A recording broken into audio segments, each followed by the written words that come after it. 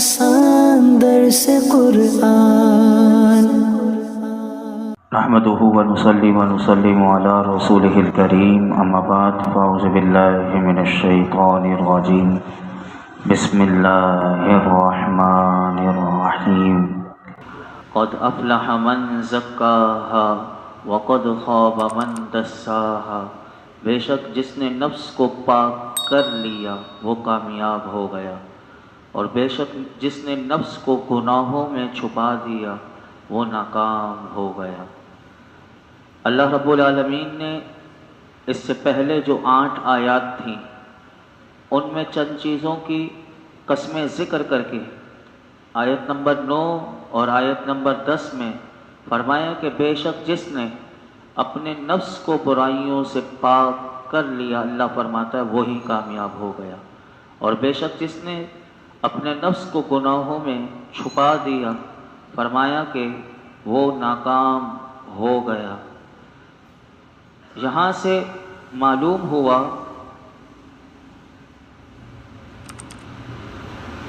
کہ نفس کو برائیوں سے پاک کرنا یہ کامیابی حاصل کرنے کا ذریعہ، اور اپنے نفس کو گناہوں میں چھپا دینا یہ ناکامی کا سبب ہے۔ اور نفس برائیوں سے اسی وقت پاک ہو سکتا ہے کہ جب اللہ اور اللہ کے حبیب علیہ السلام کی اطاعت کی جائے، یہ نفس پاک جب ہی ہوگا برائیوں سے۔ اور اطاعت کرنے والوں کے بارے میں اللہ تعالیٰ خود ہی قرآن میں ایک دوسرے مقام پر ارشاد فرماتا ہے کہ وَمَن يُطِعِ اللَّهَ وَرَسُولَهُ، جو اللہ اور اس کے رسول کی اطاعت کریں یعنی فرما برداری کریں، وَيَخْشَ اللَّهَ، اور اللہ سے ڈرے، وَيَتَّقْهِ،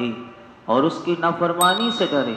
تو فرمایا فَأُولَٰئِكَ هُمُ الْفَائِزُونَ، تو یہی لوگ کامیاب ہیں۔ اور ایک اور مقام پر اللہ تعالیٰ، جو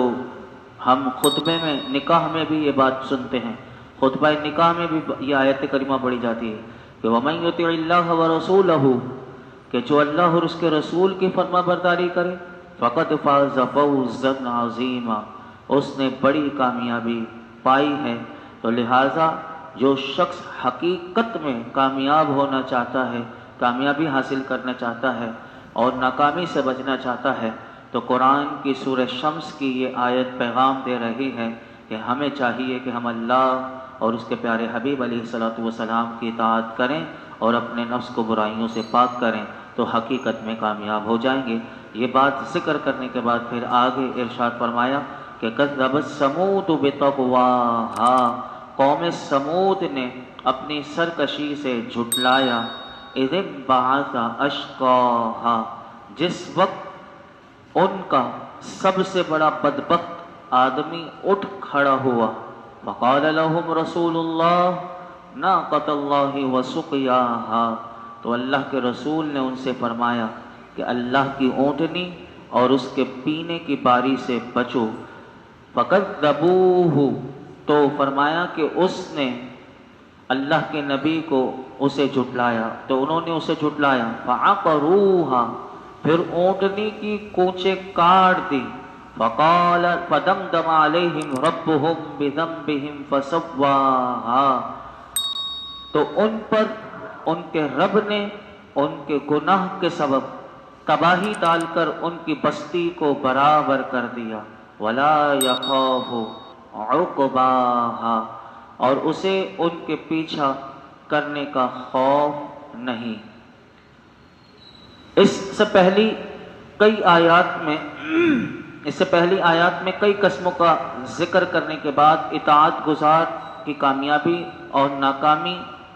کو بیان کیا گیا کہ نافرمان جو ہوتے ہیں وہ ناکام ہو جاتے ہیں۔ اب یہاں سے اللہ رب العالمین نے اپنے ایک رسول اور ان کی نافرمانی کرنے والوں کا حال اب ذکر کیا، تاکہ کافروں پر اور کفار مکہ پر یہ واضح ہو جائے کہ جس طرح حضرت صالح علیہ السلام کی نافرمانی کرنے کی وجہ سے ان کی قوم ہلاک کر دی گئی، تو اللہ رب العالمین نے کفار مکہ کو بھی یہ آیت کریمہ میں پیغام دیا کہ اگر تم نے میرے محبوب کی بھی نافرمانی کی تو تمہیں بھی ایسے ہی ہلاک کیا جا سکتا ہے۔ تو اللہ رب العالمین نے ان 5 آیات میں جو ذکر کیا اس کا مختصر خلاصہ میں عرض کر دوں آپ کے سامنے۔ پیچھے بھی ہم تقریباً تفصیلاً سماعت کر چکے تھے کہ قوم سمود نے اپنی سرکشی سے اپنے رسول حضرت صالح علیہ السلام کو اس وقت جھٹلایا کہ جس وقت ان کا سب سے بڑا بدبخت آدمی، جسے قرآن نے کہا کہ وہ بڑا ہی بدبخت تھا، اور وہ آدمی کیا تھا؟ مفسرین فرماتے ہیں اس کا نام قدار بن سالف تھا، جو ان کی قوم میں سے تھا۔ اور یہ جو شخص تھا یہ بڑا ہی گھٹیا قسم کا شخص تھا، اور پلے درجے کا خبیث النفس جو تھا یہ انسان تھا۔ اس نے حضرت صالح علیہ السلام نے جو اللہ کی اونٹنی تھی، جو قوم نے معجزہ مانگا تھا کہ اس پہاڑ میں سے ہمیں ایسی اونٹنی نکال کر دیں کہ جو نکلے تو حاملہ بھی ہو اور پہاڑ سے نکلے، تو آپ نے اللہ کی اونٹنی، وہ اللہ کا معجزہ تھی، آپ حضرت صالح علیہ السلام کا معجزہ تھی، اور آپ نے وہ جب اونٹنی قوم کے مطالبے پر آپ نے اس معجزے کو دکھایا تو آپ نے کہا کہ یہ ناقۃ اللہ ہے، یعنی اللہ کی اونٹنی ہے، تو اب تم جو ہے اس کو تکلیف نہ دینا اور اس کو تکلیف دینے سے بچنا۔ اور ایک دن اس اونٹنی کے پانی پینے کے لیے مقرر کر دیا، اور ایک دن پوری قوم کے لیے پانی پینے کی جگہ جہاں تھی وہاں مقرر ہو گیا۔ تو آپ نے فرمایا کہ اس اونٹنی کو فرمایا کہ اس کے پینے کی باری سے بچنا اور اسے تکلیف نہ دینا۔ تو قرآن فرماتا ہے کہ اس قوم نے آپ کے اس پیغام کو جھٹلا دیا، اور اس قوم کا جو سب سے بڑا بدبخت آدمی تھا قدار بن صالح،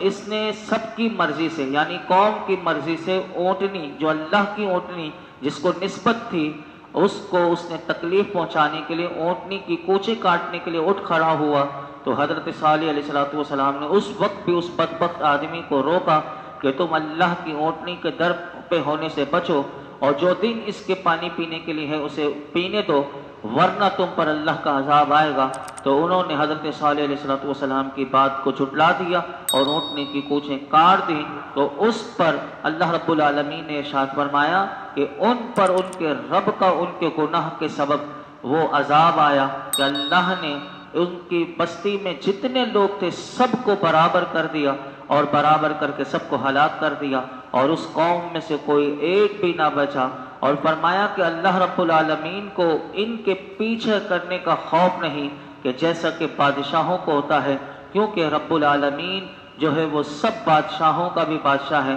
وہ جو چاہے کرے، کسی کو اس کے آگے دم مارنے کی مجال نہیں۔ تو یہاں پر یہ آیت کریمہ کا ذکر کر کے یہاں پر بتایا گیا کہ اللہ رب العالمین نے اس قوم کو جڑ سے اکھیڑ کر، یعنی اس کو تباہ و برباد کر دیا، اور انہیں ایسا نیست و نابود کیا کہ ان کا نام و نشان بھی باقی نہ رہا۔ اور یہاں پر جو آخری آیت کریمہ ہے تو یہ بتا رہی ہے کہ قوم سمود نے اپنے عہد عروج میں، یہ بڑی نامور قوم تھی اور دیگر قبائل اور اقوام کے ساتھ ان کے دوستانہ مراسم تھے، یقیناً انہوں نے باہمی معاہدہ کر رکھا ہوگا کہ اگر کوئی قوم ہم پر حملہ آور ہوگی تو تم سب مل کر اس سے نمٹنے کے لیے ہمارا ساتھ دینا اور مقابلہ کرنا۔ اللہ فرماتا ہے وَلَا يَخَافُ عُقْبَاهَا، اللہ فرماتا ہے سمود جیسی قوم کو تباہ و برباد کر دینے کے بعد فرمایا نتائج کا مجھے خوف نہیں،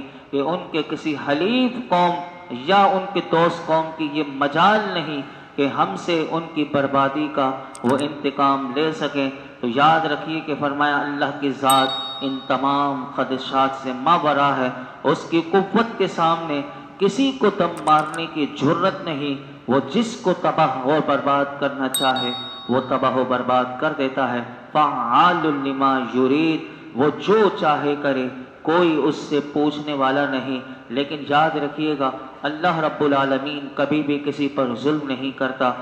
ظلم جو ہے وہ انسان ہی اپنی ذات پر کرتا ہے، اسی لیے اللہ کا عذاب آتا ہے۔ اللہ رب العالمین ہمیں ہر قسم کے عذابات سے محفوظ فرمائے اور ہر قسم کی نافرمانیوں سے ہمیں محفوظ فرمائے۔